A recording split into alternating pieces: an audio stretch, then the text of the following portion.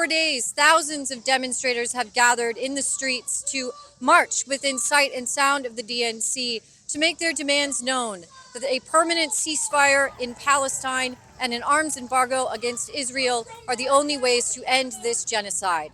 Today, we are walking around to talk to demonstrators about the last 4 days and why they are out here today.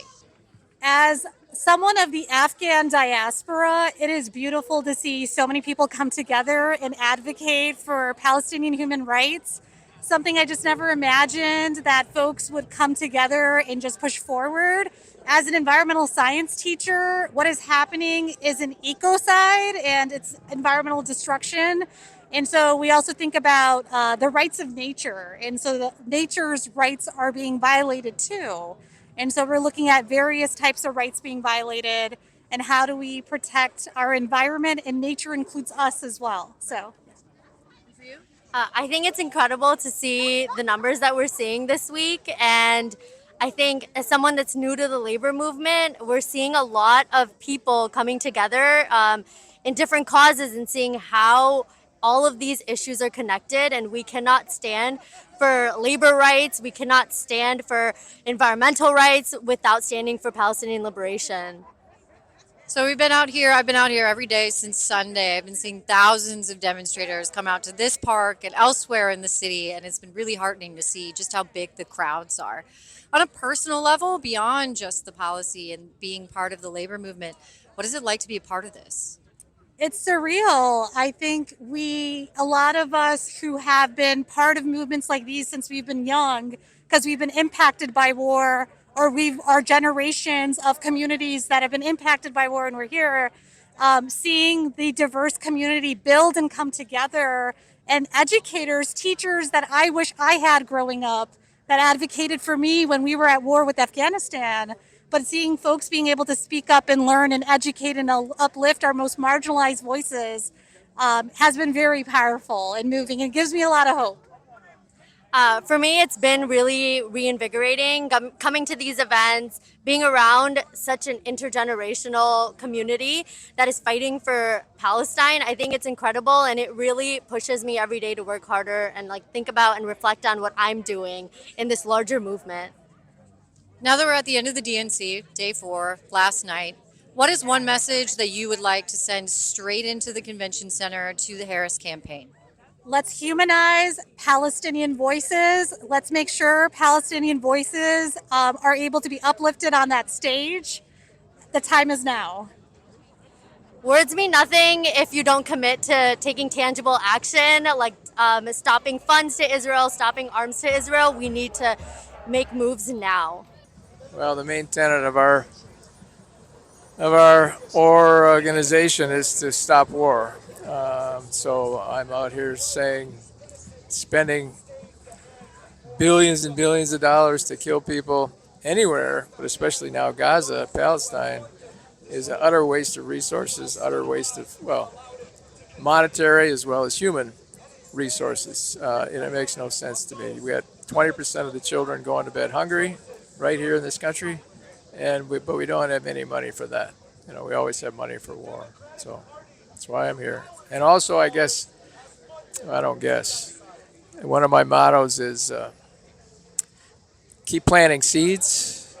And so I'm here planting seeds of peace.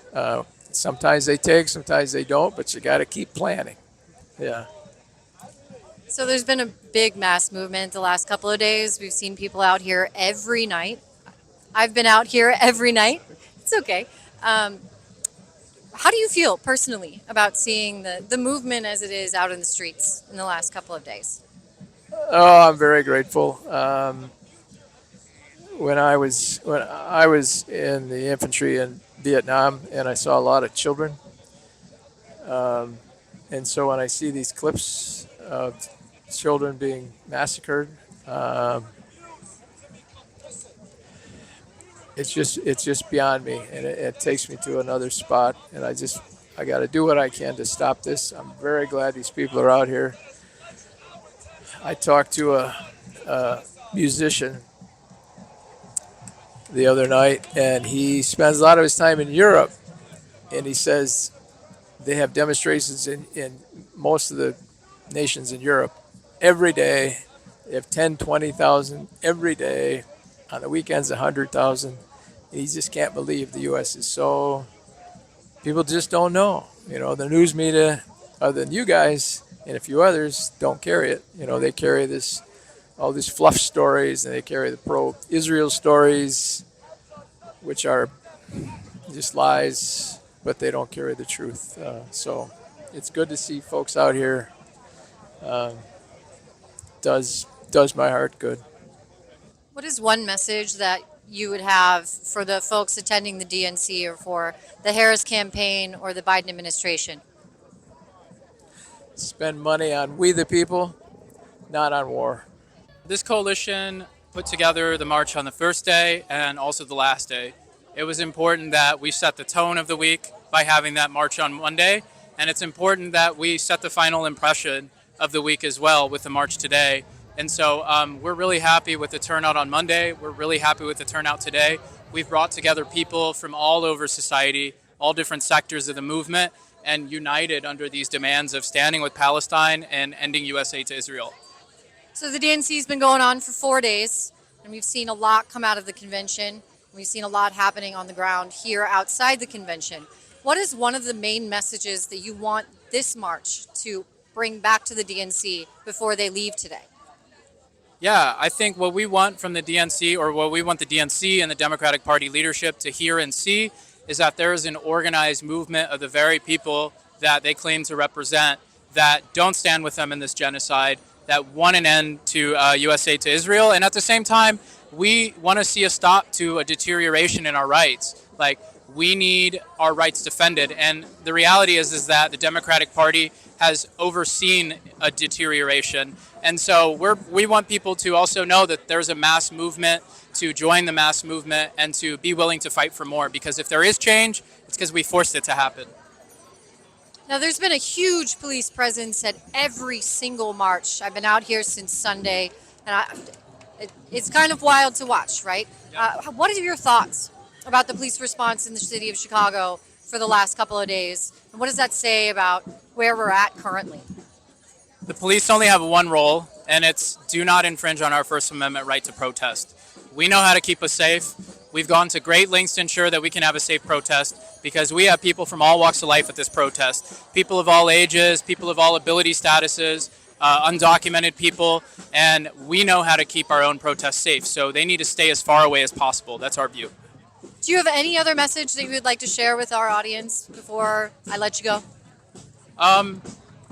Yeah, I mean, we believe that the movement for a free Palestine, the movement to end this genocide, it has shown that, people in this country are outraged. People in this country are of conscience, most people. We've seen continuous mobilization every week in Chicago especially, but all over the country, and it's been people in vast numbers from all different communities, and it shows that there is a sizable movement for justice, and we need to come together, unite all our demands, and also push for a free Palestine.